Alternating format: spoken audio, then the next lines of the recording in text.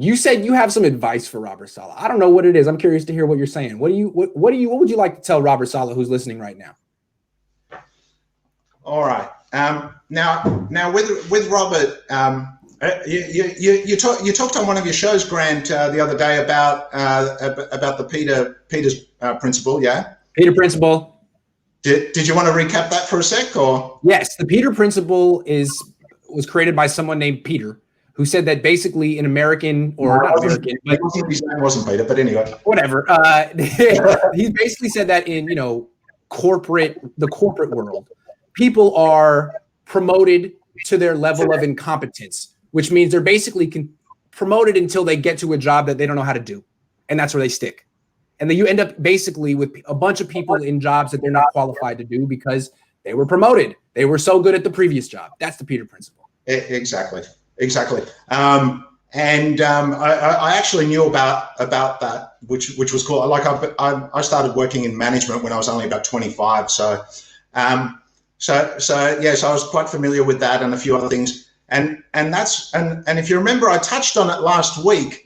Remember when I said, I don't know if we were talking about Kyle, but it's not always the right thing to go for a head coaching job. It takes a certain skill set. And if you don't have a skill set, it's actually, but forget the money. Right. I don't want the higher paying job that I know I'm going to fall flat on my face with. Right. I'd rather do the job, whatever it is, because here's the thing.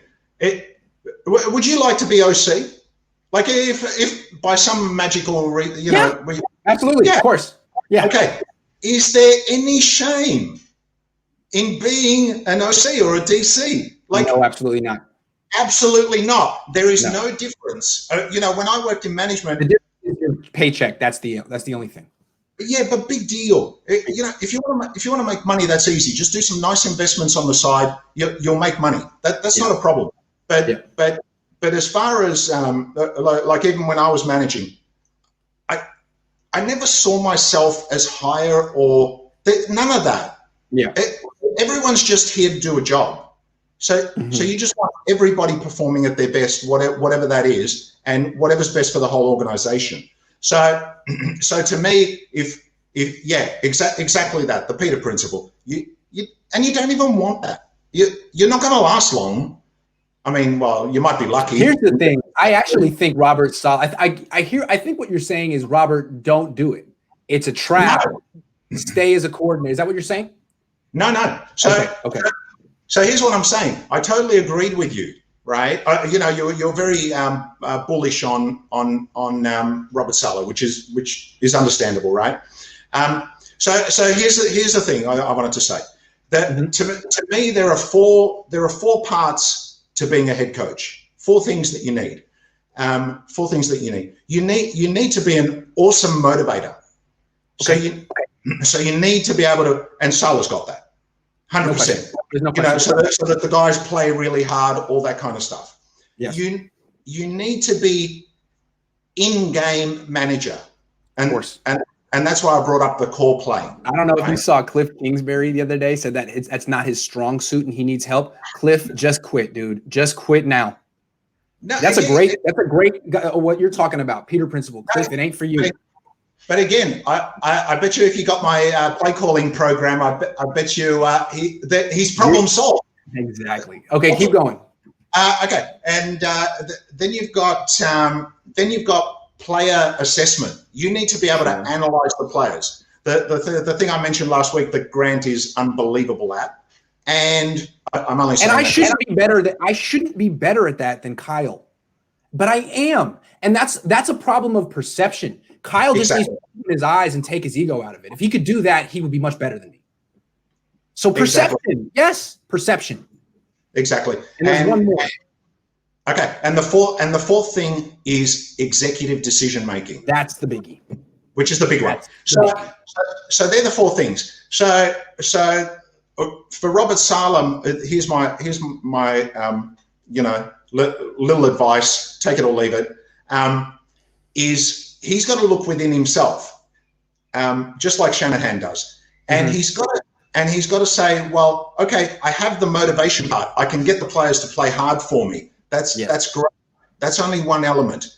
He needs to look at the other three elements and ask himself, do I have this? Right. Can I do this well? And that'll only he knows the answer, really. I don't know about his executive decision-making power. What kind of executive decisions does he make? Yes. So last week when you were excited by his motivation part, right? Which is and his acumen, which again Shanahan had. Yeah, exactly. So that's what he should really be asking himself. And if I were interviewing Robert Saleh, I would basically be going, okay, let's see what happened in San Francisco. We had Buckner was let go. Right. From the defense. Right. Was that your call? Did you want that? Yeah. What was your involvement in that executive decision? What was your call? Which way were you leaning? Because surely they would have asked the DC for input, right? Good point. That's a really good point.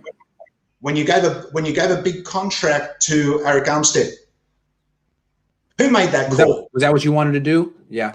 Who made that call? Because here's the thing with Robert Saleh, he is brilliant at game planning. He's fantastic. We've seen it. He's really a terrific coordinator. But when you become the head coach, you can't spend all your time game planning the defense.